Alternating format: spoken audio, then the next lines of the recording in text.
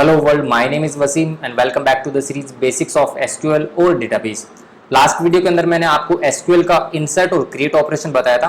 आज की इस वीडियो के अंदर हम बात करेंगे सेलेक्ट ऑपरेशन के बारे में। ठीक है, तो देखो डेटाबेस के अंदर अब डेटा स्टोर तो हो गया, पर वो डेटा हमें हमारी वेबसाइट पे, हमारी एप्लीकेशन में या फिर हमारे सॉफ्टवेयर के अंदर डिस्प्ले भी करना पड़ता है to read the data, right. तो डेटाबेस से डेटा रीड करने के लिए हम क्वेरी को यूज करते हैं, सेलेक्ट क्वेरी को। ठीक है, तो सेलेक्ट क्वेरी को यूज करने का सिंटेक्स क्या रहता है वो देखिए। यूज हम ऐसे करते हैं, select star from table name. Table name हमारा स्टूडेंट्स था, ठीक है। तो इसको मैं एक्सप्लेन करता हूं। सेलेक्ट जो कि कीवर्ड वो यूज किया। स्टार का मतलब ये कि स्टूडेंट टेबल के अंदर जितने भी कॉलम है मुझे वो सारे के सारे कॉलम चाहिए, ठीक है। तो स्टार आप लगा देंगे, आपको एक एक कॉलम लिखने की जरूरत नहीं है, ठीक है। फ्रॉम स्टूडेंट्स, फ्रॉम के बाद में आपको क्या यूज करना है, टेबल नेम, ठीक है। बस ये इतना सा सिंटैक्स क्वेरी लिखना है और हिट कर देना रन एसक्यूएल पर। तो देखिए आपके सामने पूरी के पूरा डेटा आ चुका है, राइट। अभी यहाँ पर 4 एंट्रीज हो रखी हैं, Wasim, Rahul, Jack, right, and John. City उनकी आ रही है, क्लास उनकी आ रही है और एज उनकी आ रही है, और यहाँ पर आईडी भी आपको दिख रही है, ठीक है। अब फॉर एग्जाम्पल मान लीजिए आपको सारा डेटा रीड नहीं करना, ठीक है। आपको डेटा रीड करना है सिर्फ और सिर्फ स्टूडेंट का नाम और स्टूडेंट की सिटी, ठीक है। तो यहाँ पर आप सिंपली क्या लिख सकते हैं, स्टार की जगह select name comma city from students, बाकी कुछ चेंज नहीं करना। देन रन एसक्यूएल करेंगे तो देखिए डेटा आपके सामने क्या आ गया, सिर्फ नाम आया और सिटी आया। स्टूडेंट्स टेबल से सिर्फ और सिर्फ 2 कॉलम आए, ठीक है। तो सेलेक्ट क्वेरी क्या होती है ना, बेसिकली वेराइटी है। यहाँ पर आप कितने ही चाहें तो मतलब रिक्वायरमेंट के अकॉर्डिंग एक्शन परफॉर्म कर सकते हैं, ठीक है। क्वेरी के अंदर चेंजेस कर सकते हैं। तो ये सेकंड वेरिएट हो गया। मैं इसको वापस यहाँ पर स्टार कर देता हूँ, ठीक है। अब मान लीजिए सेलेक्ट के अंदर देखो होता क्या है ना कि जरूरी नहीं है कि आपको हमारे डेटाबेस के किसी भी टेबल से सारा का सारा डेटा की जरूरत हो।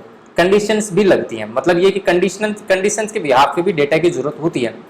कई बार ऐसा होता है कि किसी पर्टिकुलर क्लास से या पर्टिकुलर जो स्टूडेंट्स हैं, हमें किसी स्पेसिफिक सिटी के स्टूडेंट्स चाहिए, या फिर हमें वो स्टूडेंट्स चाहिए जो जिनकी एज 20+ हो, राइट। तो ये किसी भी टाइप की कंडीशन हो सकती है, ठीक है।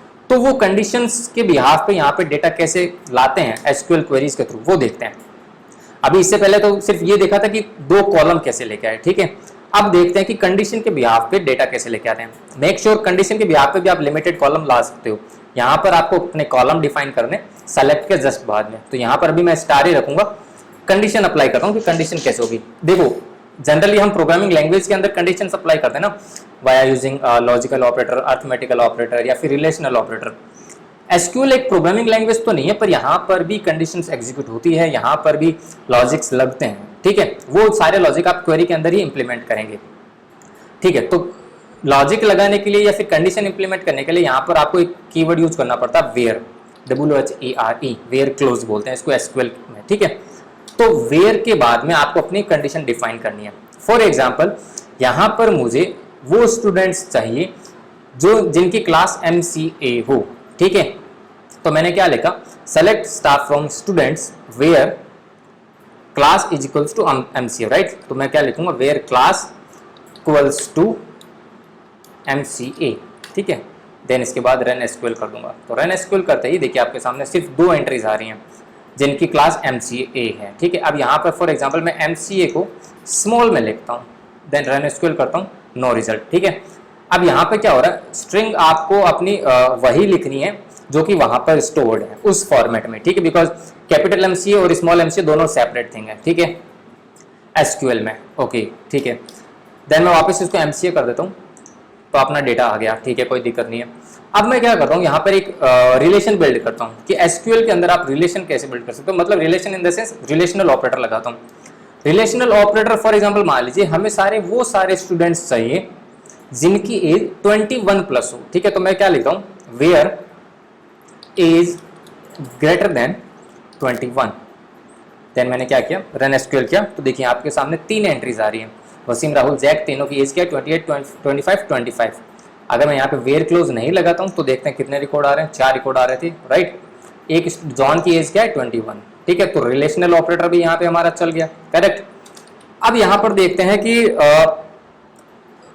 रिलेशनल ऑपरेटर तो हमने देख लिया। अब एक ऑपरेटर मैं आपको और बताता हूँ, लॉजिकल ऑपरेटर। लॉजिकल ऑपरेटर में क्या होता है, एंड और होता है ना, तो वो इसके अंदर कैसे यूज होता है वो देखते हैं।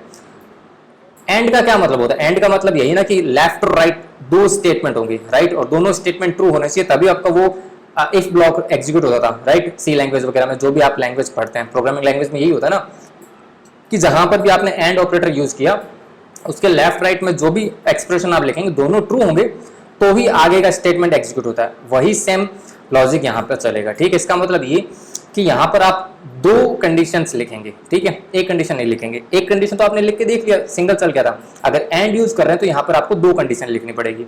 तो मैं क्या करता हूँ, मेरे को स्टूडेंट्स चाहिए, वो स्टूडेंट्स चाहिए जो कि 20+ हो, ठीक है, और MCA कर रहे हो, ठीक है। 20+ नहीं करते, 25+ करते हैं, ठीक है। तो क्या करते हैं, 20 MCA वाले अभी देख लेते हैं। दो स्टूडेंट्स हैं, राइट, एक की एज है 28 और एक की एज है 21, राइट। दोनों की सिटी अभी डिफरेंस है, कोई दिक्कत नहीं है। अपने क्या करते हैं, यही क्वेरी एग्जीक्यूट करते हैं कि मुझे वो स्टूडेंट्स चाहिए जिनकी एज 20+ हो और MCA कर रहे हो, ठीक है। तो मैं क्या लिखता हूँ, वेयर एज ग्रेटर देन 20। अब एंड ऑपरेटर वहां पर आप सी लैंग्वेज वगैरह में या कोई भी प्रोग्रामिंग लैंग्वेज में इस तरीके से लिखते थे, M% यूज करते थे। यहाँ पर M% वगैरह यूज नहीं होगा, यहाँ पर एंड आपको सिंपली टाइप करना है, ठीक है। And class is equals to MCA, then run SQL। तो देखिए दो स्टूडेंट्स आ गए ना जिनकी एज 20+ है और जो कि दोनों MCA कर रहे हैं, राइट। अब अगर फॉर एग्जांपल मैं यहाँ पर ग्रेटर देन 22 कर देता हूँ, देन रन SQL करता हूँ, तो यहाँ पर सिंपल सी बात है, एक ही एंट्री आएगी। क्यों आई एक ही एंट्री, क्यों आई? क्योंकि वहाँ पर जो सेकंड स्टूडेंट था उसकी एज 21 थी, राइट। तो 100% दोनों स्टेटमेंट जहाँ ट्रू होंगे वो सारे रिजल्ट आ जाएंगे। तो ये सिंपल सा वेयर क्लोज हो गया सेलेक्ट स्टेटमेंट के साथ, ठीक है।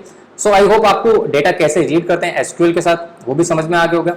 इसकी प्रैक्टिस कीजिए, अपने अकॉर्डिंग कुछ कंडीशंस बनाइए, उनको एग्जीक्यूट करने की कोशिश कीजिए, ठीक है। किसी भी टाइप का कंफ्यूजन या फिर कोई क्वेरी हो तो नीचे कमेंट सेक्शन में लिख दो, या फिर टेलीग्राम ग्रुप में मुझे टैग करके लिख सकते हो, वहां पर भी मैं आपको रिप्लाई कर दूंगा, ठीक है।